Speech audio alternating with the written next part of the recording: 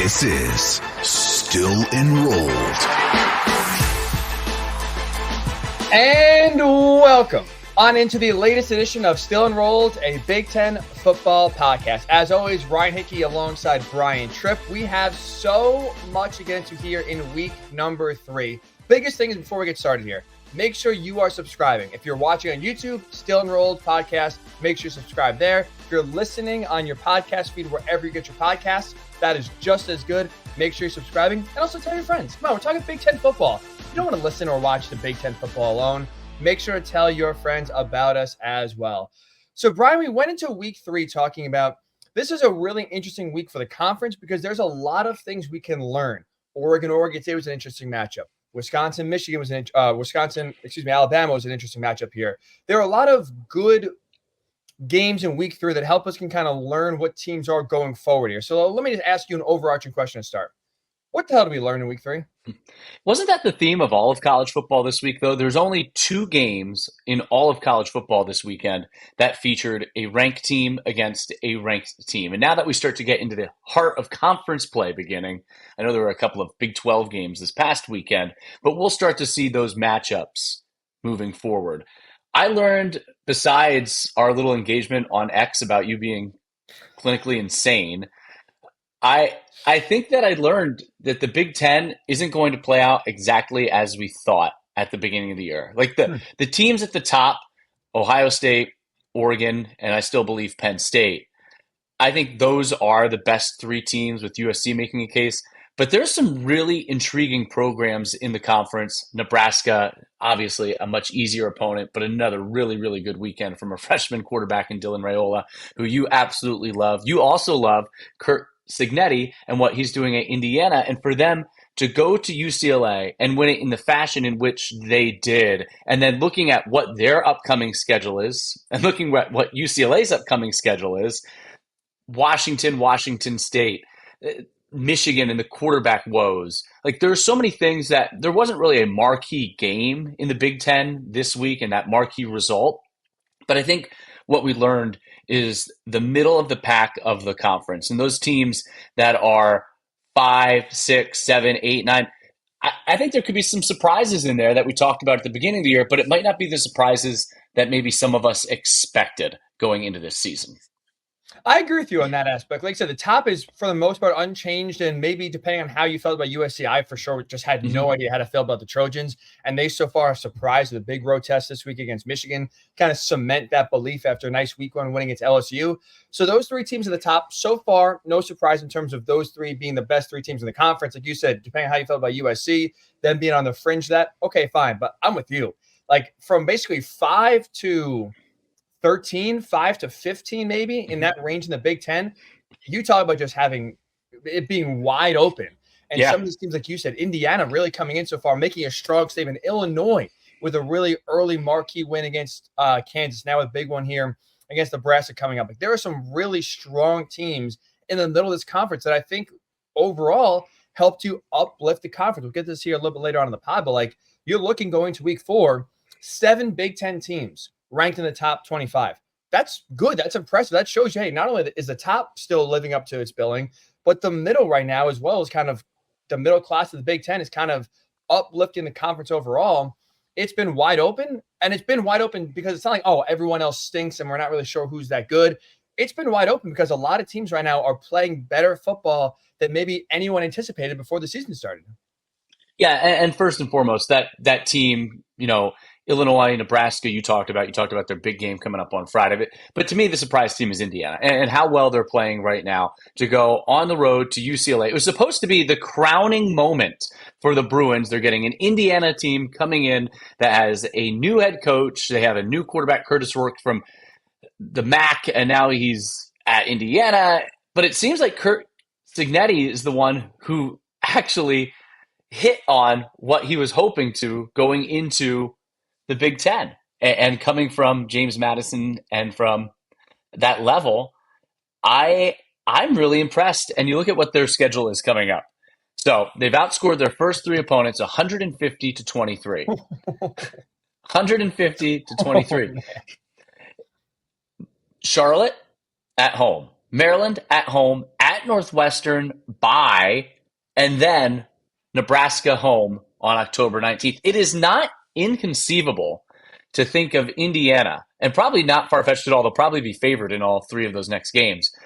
They could very easily be 6-0 going into their bye week and then unbeaten on October 19th against Nebraska in a game between two teams and programs that look like they're on an upward trajectory in the Big Ten. Is it still maybe too early to make that leap for IU that they're established and it's going to be consistent success for Curt Cignetti? Yes, I think it probably is. But 430 total yards of offense. You have a quarterback who's so experienced in college football, Curtis Rourke, 25 for 33, 307 yards, 4 touchdowns. This year, he's only had 19 incompletions, right? My math's right. 55 of 74, 755 yards, 7 touchdowns, no picks. He's going to give him an opportunity to win the game, and they're 9 for 12 on third downs in that game. And their defense was good. Not that UCLA's offense is a juggernaut, but only 238 yards for the Bruins. This is all the makings of something pretty special right now for Indiana. And I got to tell you, I'm a little bit of a believer in what they're doing. Certainly not to win the Big Ten or be able to compete with the likes, after their game, after this 3-game stretch. Like, we'll really learn. Nebraska, Michigan State, Michigan, Ohio State. But 6 wins, 7 wins, 8 wins, a bowl game definitely seems well within reach. I was going to say, you talking about now, I thought going into the year 7-5 would be realistic for them. And after how they've played so far through 3 games, like you said, the upcoming schedule here should be 6-0 by the time we face Nebraska. We could be talking about an 8-4, maybe 9-3. And like you said, is that good enough to win the Big Ten? No. But you talk about a belief in year one, making your imprint right away. That's the best full season for Indiana in terms of record-wise. And how long? You actually have real reason to believe now going forward for this program in year one under Curt Cignetti. It's not like the same level. I'm not going to make the comparison, but what he does remind me of early on in his IU career, but also in his tenure before this, he kind of reminds me of Kalen DeBoer a little bit. Wherever he goes, he wins. Where you saw Kalen DeBoer at Sioux Falls, everywhere he has gone, he has won. And now you're seeing Curt Cignetti, same kind of path here, smaller schools to start. Now he's getting some big opportunities. But every stop he goes to, one thing's in common: winning. And to get this team right away on the same page, bringing in some transfers, but still having a seamless offensive effort, you have to feel, if you're an Indiana fan, really, really excited so far about the direction of this team. You get a schedule break this year in terms of not having the hardest Big Ten schedule, which kind of can help maybe inflate the 8 or 9 wins, but still, shouldn't apologize for that. That's, again, it's UCLA. It's not like they are going to be one of the worst programs in the Big Ten this year.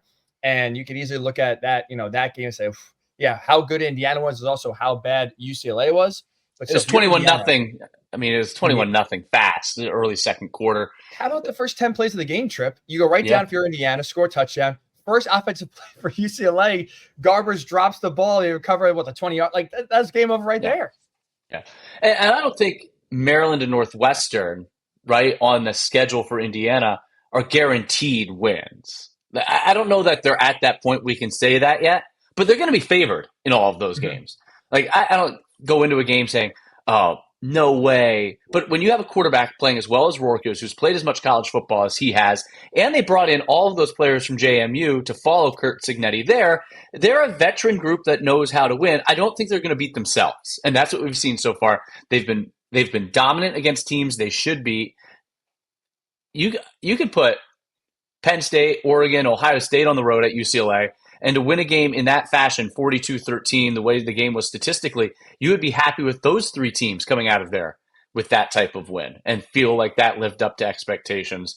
Obviously, things are going the right way for Indiana right now. And to me, that was the most impressive result this week, probably along with Oregon, which seems like, we're talking here at the top, the best 3 teams, Ohio State, Oregon, Penn State in the Big Ten. Remember going into the week and how quickly things can turn in college football, where we're so reactionary on a week-by-week basis. Questions were, well, is Oregon for real? Did they escape They escaped Idaho week 1 with a 10-point win. They escaped week 2 against Boise State and couldn't stop the run and needed a couple of special team scores to win that game. Now, all of a sudden, one result, 49-14 against a decent Oregon State team that started the year okay. And all of a sudden, oh, yeah, forget those first 2 games even happened. We believe in Oregon. But I do think they turned a corner in their win in the rivalry game on Saturday. By far their most impressive performance of the season. Now, again, not that hard when you look at how they played against Idaho and Boise State. But I'll give their defense credit specifically because we knew how good their offense is, and that offensive line definitely played a lot better in this game than they have the first 2 games. But the vibe I got early on, and to their credit here, they really turned around the second half. I was getting that first half of that game, Trip, 2022 USC vibes. Well, like, you had Caleb Williams. You knew that offense was going to score 40, 50 points a game easily. But the question is like, not can USC's defense be a lockdown, staunch defense? It's can they get one stop to win the game? Yeah. And they did for the most part of that season. But you saw the games they lost, the 3 games they lost, 2 to Utah and 1 to Tulane. The defense couldn't get any stops whatsoever. And I got that. You get that sense early on from Oregon of this offense is going to score. And the question is, can this defense play well enough to just not have them lose 45-42 every single week? And the first half of that game, Oregon State's moving the ball, dominating the time of possession, dominating the amount of plays run. I'm sitting there like, oh boy, like they can't get off the field on 3rd down. Oregon State's moving the ball, no problem. They turned it around in the second half, and that's a very impressive second half performance that they need to carry over now moving forward. If you can have this defensive performance carry the way going forward for the Ducks, there is reason to believe again. But if it's more like what we saw in the first half and for most of the season so far, again, we saw 2022 USC. They only got so far before injuries and the defense gave out and their college football playoff hopes were done and their national title hopes were done. That seems to be the same fate here for Oregon if we see their defense moving forward here more of the first half compared to the second half. And can their offense match the physicality of certain teams they're going to play on their schedule the rest of the year as well? They're going to be explosive. They averaged over 9 yards per play in this game. But to your point, it was a 1-score game at halftime, and they outscored Oregon State 27-0 in the second half. But I look at that second half as a launching pad for the rest of their season. Concern was their front against the run game going in. Oregon State only had 131 rush yards in the game. Now, Oregon played ahead for most of the game, so that's going to force Oregon State to throw the football a little bit more, but I thought they were better against the run. So I like the direction that they were going. I think that second half is the step forward for them the rest of the year. And it seems too with their offensive line getting a little bit healthier that they have some more cohesion. No sacks. No sacks. That's a big one here. If they're allowing already more sacks in 2 games than they did all of last year, any small victory is a big one, Trip, without a doubt about it. Let's go. We talked positive here, Oregon, Indiana. Let's go more of a negative because we did have 2 really interesting and concerning results on Saturday in the Big Ten as well. The big one, if you will, the marquee game, at least for big new kickoff, Alabama at Wisconsin.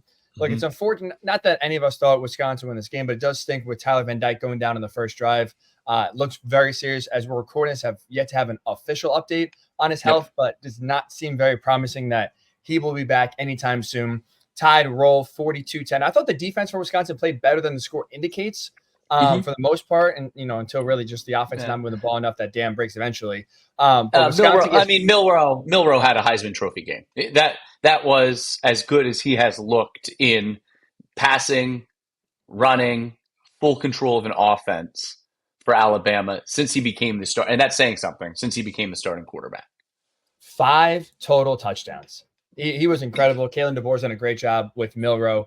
And that second half especially, you saw them just take off. So that was one result. The other result, again, that no one really had on their radar in terms of being a close, interesting game, Arkansas State pushing Michigan to where the Wolverines to win 28-18. In that game, you have a quarterback controversy where Davis Warren does go 11 of 14 in the game. Only problem is those 3 incompletions, 3 interceptions. He was pulled in the fourth quarter of this one, as well as Alex Orji did come in to become the full-time quarterback to finish that game out here. And so when you look at the future, Trip, when you look at now kind of not only the rest of this season, but maybe the next 2 or 3 years in the short-term future, who is a harder job in front of them? Who is a tougher road to hoe here in terms of to getting back to national prominence? Is it Wisconsin or is it Michigan? Wisconsin. I think they're a team looking for an identity. There's questions about Luke Fickell and what his program looks like. They're starting to hear all that external noise. They go into a bye week this week, then they have to play USC next. I don't see how they can buck the trend. Michigan, there's a period here for Sharon Moore where you understand what they lost. They won a national championship last year. Certainly expectations are higher in Ann Arbor. So to get back to where they were last year at this time, there's going to be some pressure to do it in an expedited fashion. But I think there's an understanding of what's going on at Michigan right now. What was big for them is they got the run game going. Granted, against Arkansas State, but ran for 301 yards. Mullins had an unbelievable game, 15 carries, 153 yards, 2 touchdowns. Donovan Edwards finally got a couple of runs, 17 carries, 82 yards, touchdown. Orji, as you mentioned, came in. He threw a total of 4 passes when he came into the game, but they went back to running the ball. They had some formations with 6 offensive linemen. It felt a little bit more like at least Michigan knows what their identity is and knows where they're going. They just don't have the quarterback right now to help them get there. But I think you can see what they want to be. Wisconsin, I'm not really sure where they're going. That's interesting. I actually would pick Michigan here for 2 reasons. Number one, I think this year Michigan will be better than Wisconsin. I think that's fair to say and true. But going forward in the next few years, at least number one, I know Luke Fickell is. I may not know the identity right now of what they're trying to do this year, but at least I know I can look at the past history of what Luke Fickell has accomplished and his head coaching tenure. So, okay, I know what he is. I know what he can do here at Wisconsin. There's a body work that makes you feel comfortable. With Sharon Moore, I just don't know at this point. He was a really good interim head coach.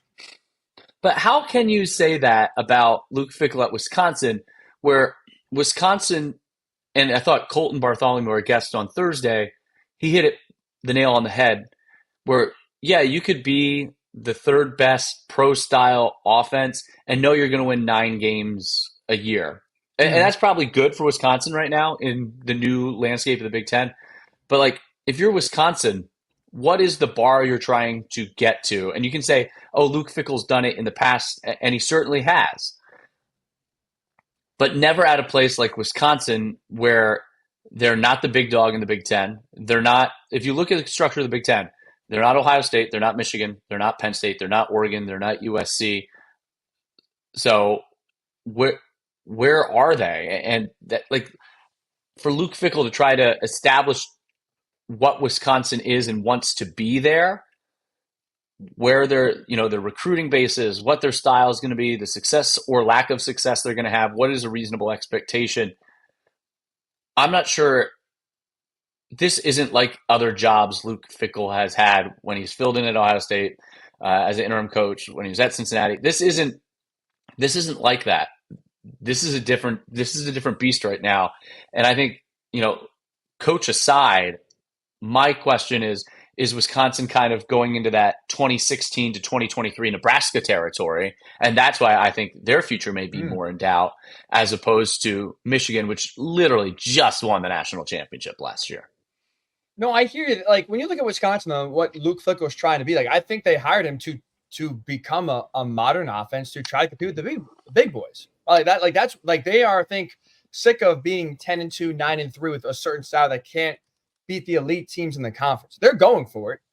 And I think at least when you look at Luke Fickell's history of you look at Cincinnati, there were some really talented players in that 2020 team that went to the playoff. Luke Fickell's a defensive coach. You can say you want all this as your identity. This is what we were at Cincinnati, but his roots are still defense. That's where I think. Yes. But look at when Cincinnati was their best. They had high-flying offense.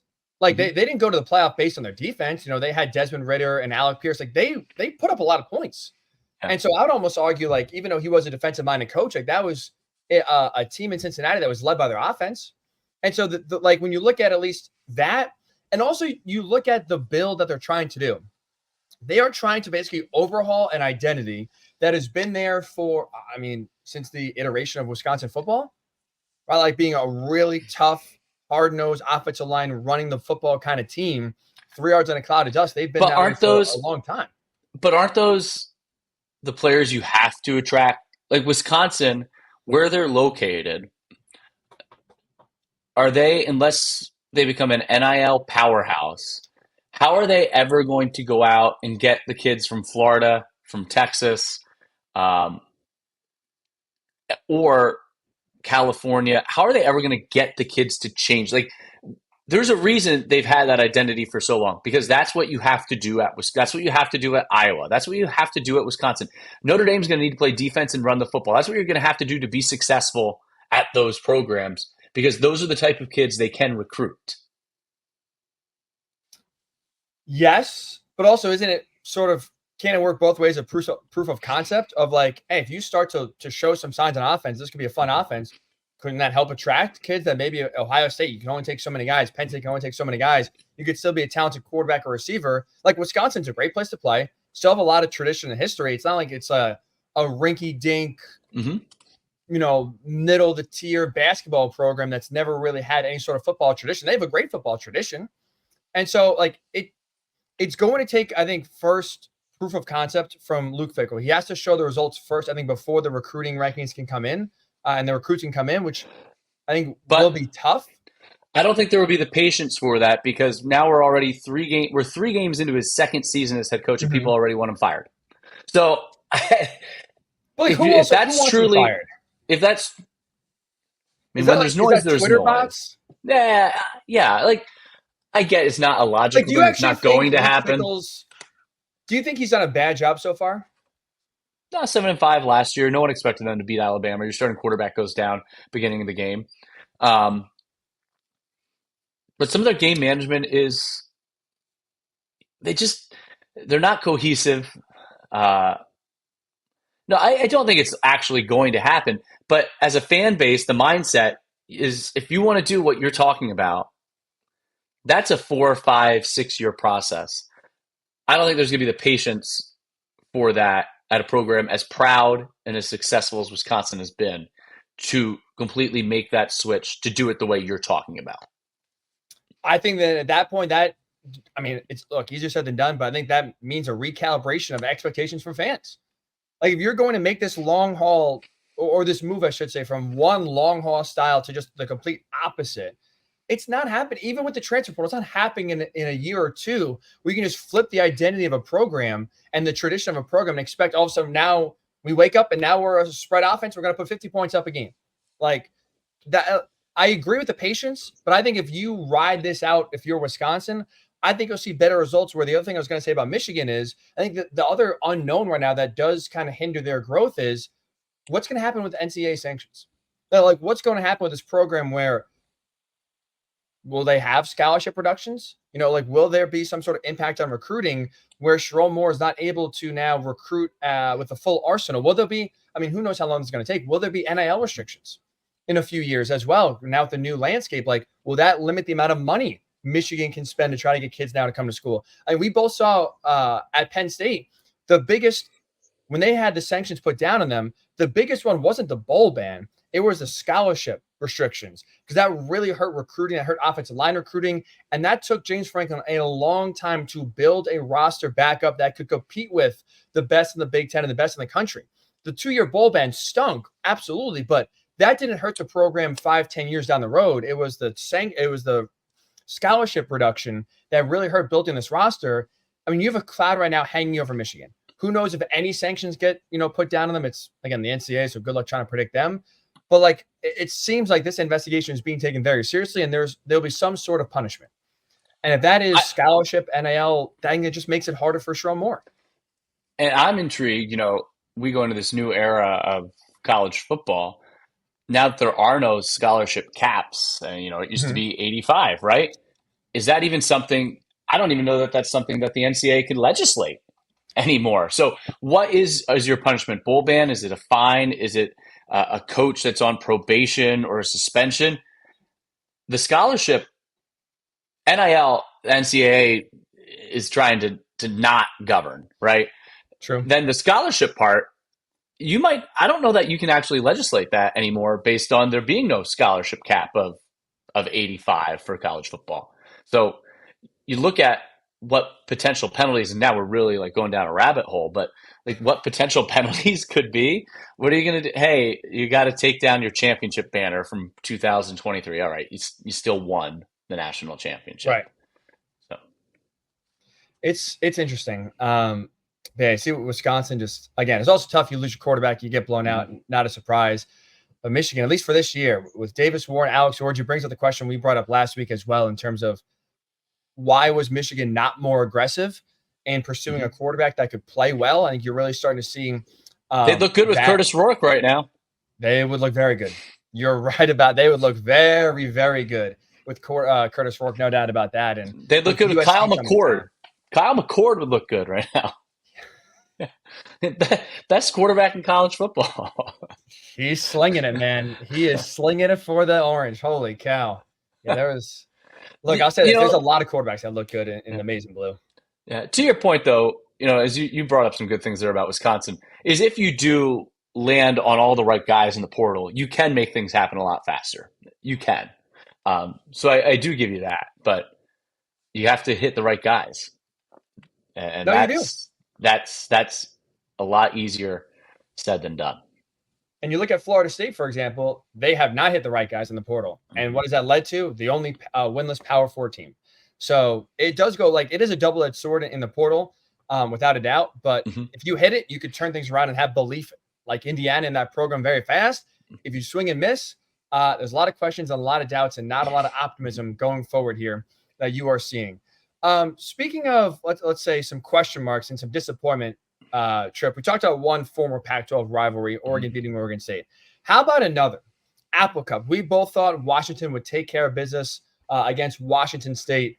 And instead you come out of this game in not only a game in which the Cougars win, but some questionable coaching from Jedd Fisch right now. It kind of leaves you wondering what the hell is going on here. That was one of those losses where, again, you're not firing the coach after 3 games. That's ridiculous. Even for me to say that. That's ridiculous. But that was – when you are the first coach since Tyrone Willingham to lose your Apple Cup debut as a full-time Washington head coach, that gets the masses upset. You look at the schedule for Washington, not good whatsoever. This is one of those, I think, tone-setting losses that is going to kind of show that Washington is in for a long season this year, Trip. Just completely undisciplined. 16 penalties in the game. I thought Will Rogers played really well, but then they took the ball out of his hands and had some really questionable play calling down the stretch where they tried to utilize him in the running game instead of allowing him to throw the football, where he had been pretty effective. Had opportunities, Washington State turning the ball over in that game, but they had opportunities to win. I thought it was their lack of discipline and then the play calling and the utilization of a quarterback who's going to be good enough for them to win games. How they utilized him down the stretch. Yeah, it was a bizarre, they didn't seem prepared. It was a bizarre, a lot of that falls squarely on the shoulders of Jedd Fisch. Absolutely. And like you said, play call, I mean, the one that stands out to everybody is that 4th and goal at the 1, game on the line. You call a timeout, so you have plenty of time to get to the right play. And on the short side of the field, like you said, a great passer in Will Rogers has a ton of yards in his career. You run a short field option that gets stuffed, has no chance in the beginning. You sit there wondering, like, what are we doing? Like, how is this the bet when you have all the time in the world? This is the game on the line. That's the best play you're calling, is to make a quarterback who's had a really good day. Receivers had some strong games as well. Like, the passing game was working well for the Huskies. And with the game on the line, you're saying, let's run the ball with a short field option. It's just sometimes I think coaches overthink things and make it more complicated than it should, Trip. That's one of those, hey, look, quarterbacks cooking, receivers are cooking. Let's just get the ball in the best players in this game's hands and let them decide it. And Jedd Fisch did not do that. To his credit, after the game, he said, this is on me. So at least he took accountability. He wasn't trying to point fingers, but he's exactly right. That loss is squarely on his shoulders. Marcus Freeman gets Notre Dame to bounce back 66-7 over Purdue. What was your projection for this game? Didn't you say Purdue had I was going to say, I'm shocked you remembered, because it's just, I thought no one would remember this one. I definitely said Purdue would push Notre Dame. And I believe the spread was 10. I said they make it close and make Notre Dame sweat, cover the spread. 42-0 at halftime. Total yards, Notre Dame 580. Purdue 162. I sent you a text. Yeah, I sent you a text in the first quarter. Notre Dame. Here's what you knew. You knew they were going to run the ball. I was expecting Notre Dame to bounce back, but I don't. Purdue 362 rushing yards allowed, 6 rushing touchdowns, almost 9 yards per carry. Riley Leonard and Jeremiah Love with 100 yards rushing. Riley Leonard still doesn't have a touchdown pass. Backup had 2, but he still doesn't have a touchdown pass. That's a tough pill to swallow for the Boilers. To your credit, it was Illinois State or Indiana State, excuse me. I may have gotten carried away with what I saw from Purdue's offense. I like Hudson Card a lot. He's a talented quarterback. I may have gotten carried away with his play, with how they looked in game 1 of the season, a bye week, which I thought would help them 2 weeks to prepare. A Notre Dame team going to an environment, at least on the road, that coming off a loss, and maybe you're a little skittish, maybe you doubt yourself. 5 minutes into the game, Notre Dame told you this is not going to be an upset here. This is a man that, you know what it looked like, Trip? It looked like men amongst boys. It looked like the varsity scrimmaging the freshman team. It was just that lopsided on both sides of the field. There was never at any point in the game you felt like Purdue had any sort of chance to make this competitive. Yeah, message sent early. This was a big whiff by your boy here. Brad Nessler had the great quote of the game. Gary Danielson asked him right around halftime, Ness, we've done a lot of games. You've done a lot of games. Have you ever seen anything quite like this? And it was 42-0. And Nessler replies on CBS. And Danielson had played at Purdue, part of the cradle of quarterbacks there. And Nessler goes, no, haven't seen any like this. And I don't care to again. That is fair. Yeah, I don't think that's what those guys signed up for here when they took on the Big Ten on CBS to have a 42-0 bludgeoning where Riley Leonard gets pulled at halftime, by the way, too. That's woof. Yeah. Big one there. Thank you for reminding me. Yeah, good bounce back for Maryland, 27-13 over Virginia. I know I've mentioned him a couple of times. Ty Felton, 9 catches, 117 yards and a touchdown. Caden Prather had a touchdown in that game. Billy Edwards Jr. has some weapons at receiver. They didn't run the ball all that well. They only had 3.5 yards per carry. Maryland, they should have beaten Michigan State. They had them beat. They're up 2 scores at home late in the game, gave it away. Aiden Childs, who looked good again for Michigan State this past weekend, granted against an inferior opponent. But Maryland, they're still a team, you start to look at that picture of Indiana, Nebraska, Illinois, Iowa, Michigan State. Maryland's going to win a game or 2 here this year in the Big Ten. They're going to be able to upset someone because they have enough talent on offense. So I just wanted to mention them bouncing back 27-13. Night game at Virginia. But because of the playmakers they have at the skill positions, they're going to be interesting to watch throughout the course of the year. No, they are. Like you said, we knew going into this year that their offense is going to carry them. So far, it has happened. The offense has lived up to it, even though there's a big question of who's going to replace Talia Tungavailoa after he does depart. But like I said, that offense has looked good. The weapons at receiver are deep as well, which again gives you options. There's not just one guy. It's not just Ty Felton you have to worry about here and take him away, and then Maryland offense slows down. Mike Loxley, we've seen him in Maryland, right? Like that's been their MO. They've always had good offenses. They can always put up points and yards. Feels like every year there's always one game where they're pushing a big team. Last year it was, I believe, Michigan. They pushed Ohio State in the past as well. Like they always have that one game a year where things click and they are right there against a big-time opponent. They've not been able to overcome and win the game yet. But like I said, that's another team that may overlook and may not think about too much, but I'm with you that I don't know if they'll win a big game this year, but we'll definitely be talking about a close game in the fourth quarter. Here's Maryland right there with a chance to win it. It feels like every year they do it. I think this year will be no different. I think we're learning. What did we learn? That's what we started the pod talking about. We're learning kind of the hierarchy of the depth of the Big Ten right now. It's a deep conference. It's certainly not as deep as the SEC. The SEC has 6 of the top 7 teams in the AP poll this week. There are some real powerhouses in the SEC, especially now that they've added Texas and Oklahoma. Missouri's had that good start, the comeback win against Boston College. But we're seeing what the depth is like in the Big Ten. Nebraska, Illinois, Iowa, Rutgers, Michigan State, Indiana. Those are the teams that bear watching. And I think truly we'll see the strength of the league moving forward is those teams starting to elevate to try to get to that top tier. But what ultimately is going to decide the success of the conference this year is going to be the teams that make the playoffs. The teams that make the playoffs are going to have to be successful. And while there may not be as many teams that you consider true playoff contenders and threats and national championship contenders like the SEC has right now, Oregon, Penn State, Ohio State, and what looks like USC, those are the teams that have an opportunity to make the noise at the end of the year, and it's going to determine the ultimate success of the Big Ten. You are, yes. Like when it comes to like the conference success, it will be judged and determined how these teams, how many teams make the playoff and how they do once they're in the playoff. You know, if they all get eliminated in the first or second round, there'll be a lot of narratives thrown around about how soft the Big Ten is. But like outside of those teams at the top, I think partly what also gets you your conference respect is like you mentioned the depth. Like the one thing with the SEC is you kind of look, you know, you had Mississippi State on Saturday night get walloped by Toledo at home. You had Georgia State go into Vanderbilt and win that game. Like I get that those teams are the bottom of the barrel in the SEC, and they're not the reasons why the SEC is respected. I get it, but like part of the reason why the SEC has been believed to be one of the best conferences, that it's not just the teams at the top, but it's every week is a grind and it's a dogfight. The Big Ten's showing to be that's the case this year. Yeah, and I've always felt that way about the SEC a little bit, that there is a bigger gap between the top teams and the bottom teams.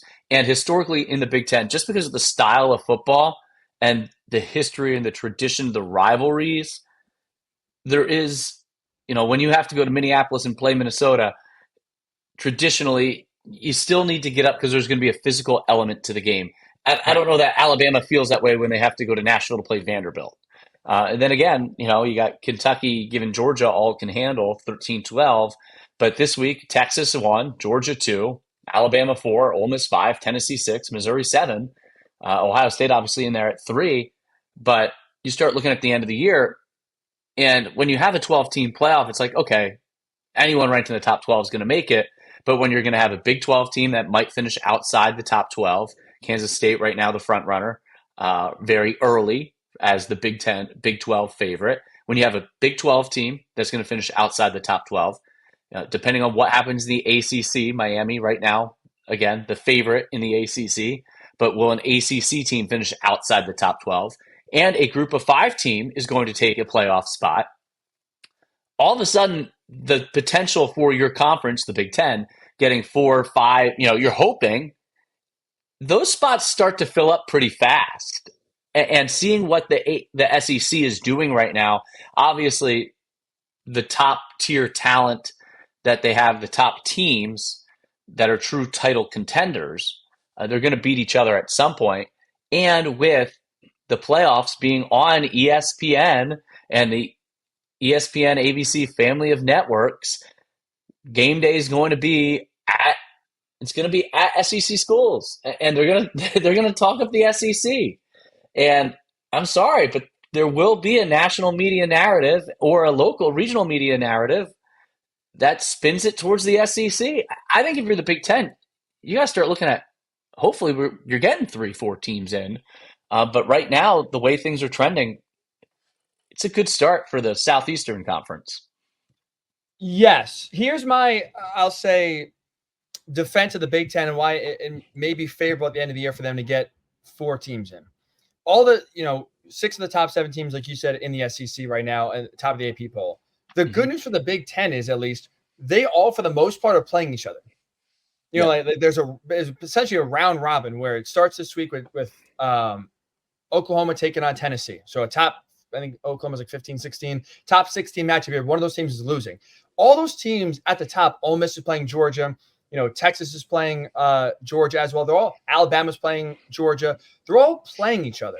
And so I think when you look at the Big Ten, Ohio State does play Oregon. Obviously, Penn State plays Ohio State. And you see USC play Michigan here coming up in a little bit. But there's not as much crossover for the top teams as there are in the SEC. And I think now when you look at the Big Ten, when you look at Illinois cracking the rankings, Nebraska cracking the rankings, Indiana 3-0, like if you have, let's say, if you're a USC at 10-2 and you're looking and your playoff spot is against a 9-3 Tennessee team, I think now you look at the middle class of the Big Ten being better than most people expected. I think that could be the difference between USC getting in and Tennessee being left out. It obviously depends who Tennessee beats and who they lose to. But this round robin nature of the SEC could, in fact, work in the Big Ten's favor, coupled with the fact of Indiana continuing to play how they've played so far. Illinois continuing to play how they've played so far. Nebraska, same thing, where if you can have, at the end of the year, right now the Big Ten has 7 teams. If you can have 6 teams ranked in the top 25, and you look at the teams up top with 2, 3, 4 ranked wins apiece, your resume is looking pretty good to get an extra team in there over the SEC. Let's just take Penn State as an example, right? Mm-hmm. If Illinois beats Nebraska, they're ranked. If Illinois loses to Nebraska, they're not ranked going into Penn State's Big Ten opener with Illinois. Right. Penn State plays at USC and home against Ohio State. Could Penn State be 10-2? Like, what's their signature win if they don't beat USC and Ohio State, but they finish 10-2? Like, are they a playoff team based on how it's trending? That's where, to me, like, fair. Tennessee 9-3 or 10-2 Tennessee, but they beat someone, or they beat so-and-so. They beat so-and-so. The Big Ten, Oregon's going to play Ohio State. Whoever loses that game, what's their marquee win going to be right now? Sure. It's the devil. You're not wrong about that. And I've been, pounding the table, at least in terms of the most important thing for playoff consideration is who wins, who you beat. Mm-hmm. And you're right about that. That's the one area that Big Ten is lacking. They may have a better record.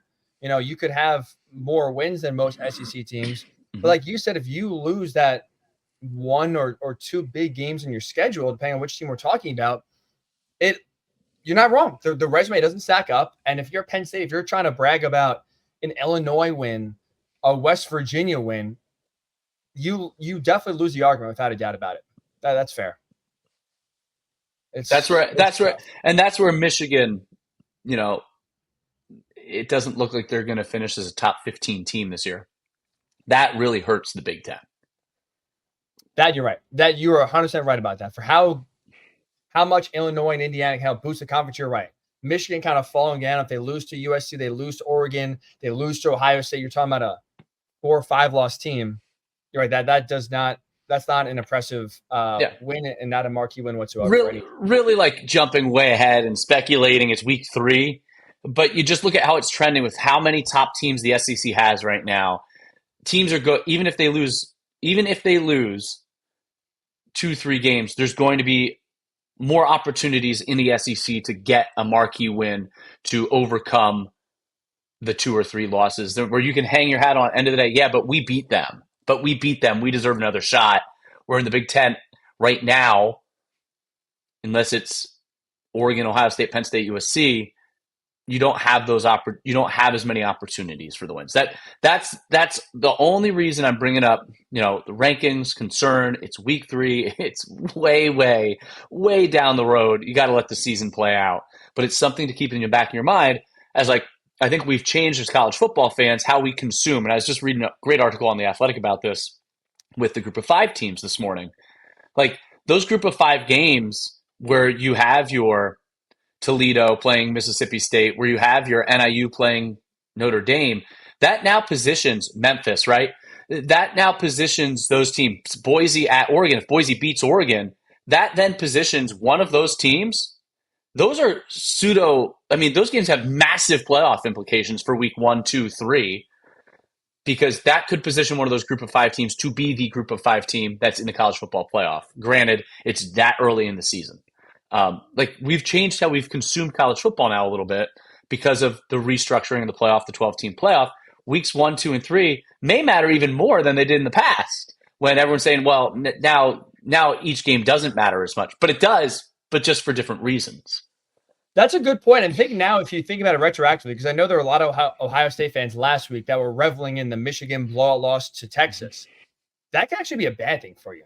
Like if they lose on the road to Oregon, they lose on the road to Penn State, 2 hostile environments, 2 good teams. Is now Michigan their best win? And if they're 7-5 or 8-4, is could Ohio State, the most talented roster we've ever seen, be 10-2 and out of the playoff?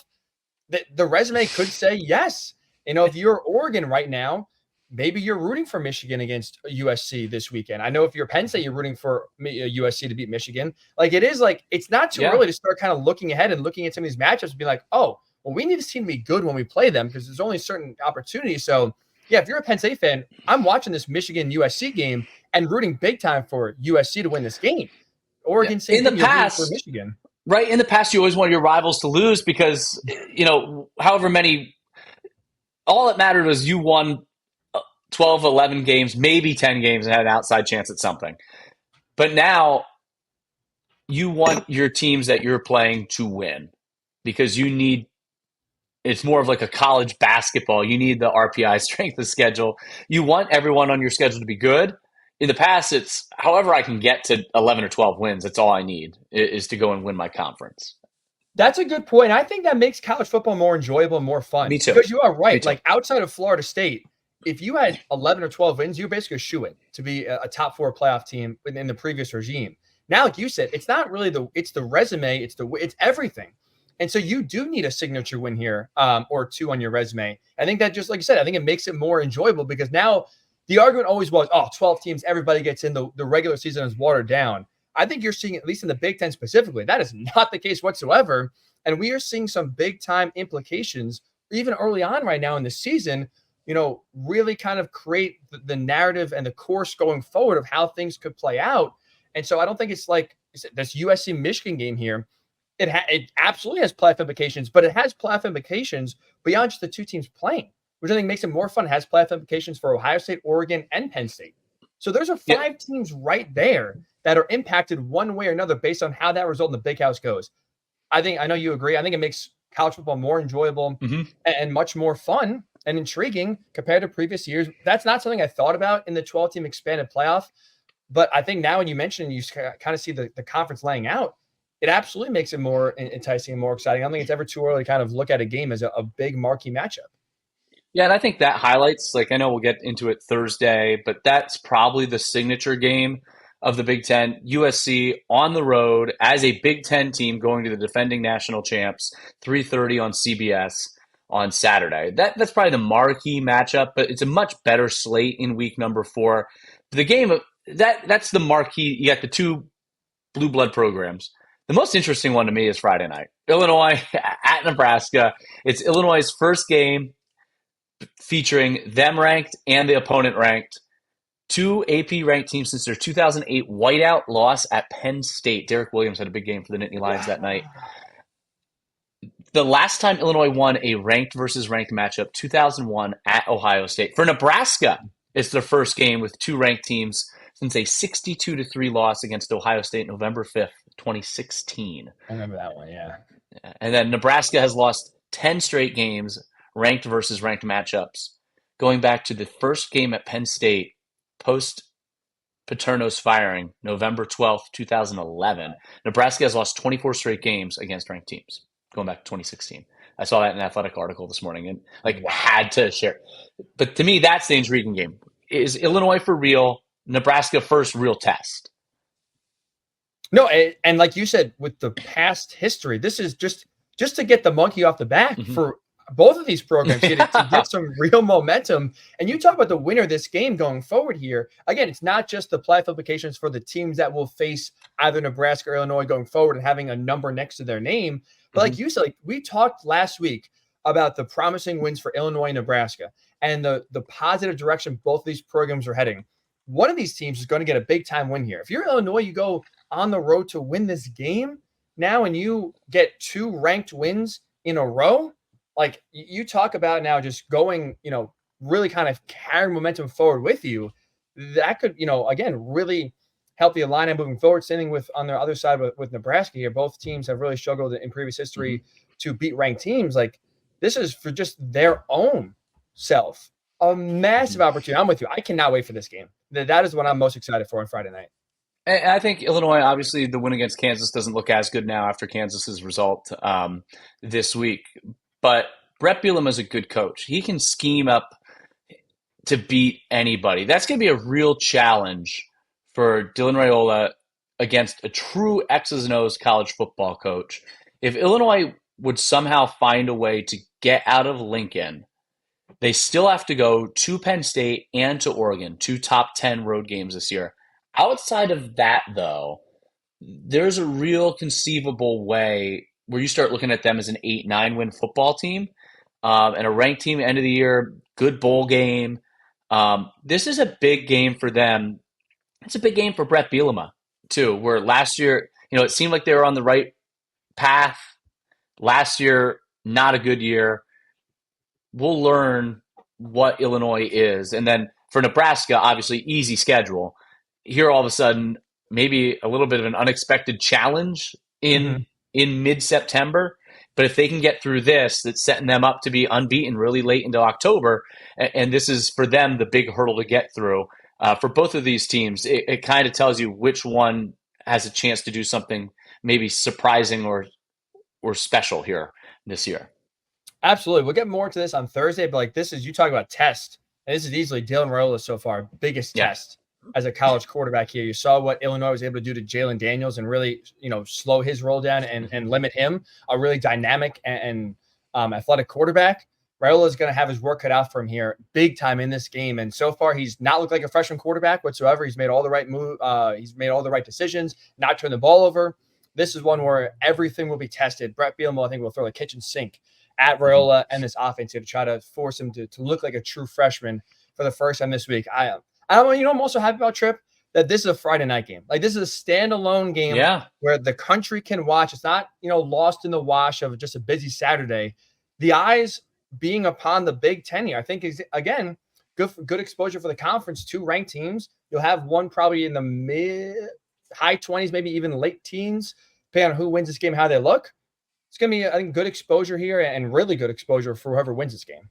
Yeah, I obviously made the statement about the SEC bias that you feel comes from ESPN now because they have the SEC rights. What the Big Ten has done with its TV deal, number one, getting a Friday night window all to itself to showcase a game like this is good. Obviously, then the Big Ten dominates. The biggest game is going to be at noon on Fox, 3:30 CBS, 7:30 NBC.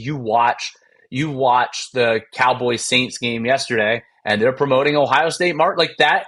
The NFL gets more eyeballs than any college football game. And to have that cross promotion on those 3 networks, the national TV networks, is really good for the Big Ten. It is. It's just when the playoff rights holder is ESPN and the SEC airs on ESPN, it creates an interesting, the sirens start going off. Literally. Yeah, that they do. It's going to be fun. And week 4, like you said, week 3 is kind of okay. So you got some good ones here in week 4. So make sure, again, if you're not already subscribed, what are you doing? Number 1. Number 2, subscribe wherever you're listening on your podcasts. If you're on YouTube watching, thank you for watching. Make sure you subscribe to stay up to date with everything we do here on the Still Enrolled, a Big Ten football podcast, because we got a big week 4 preview. We just talked about 2 of the big games here. Those are not the only 2 big games, some intriguing non-conference games as well we will touch on Thursday. So we got a loaded show. Make sure to subscribe and get up to date on everything we are doing. Have a great rest of your week. We'll talk to you on Thursday right here on the Still Enrolled podcast.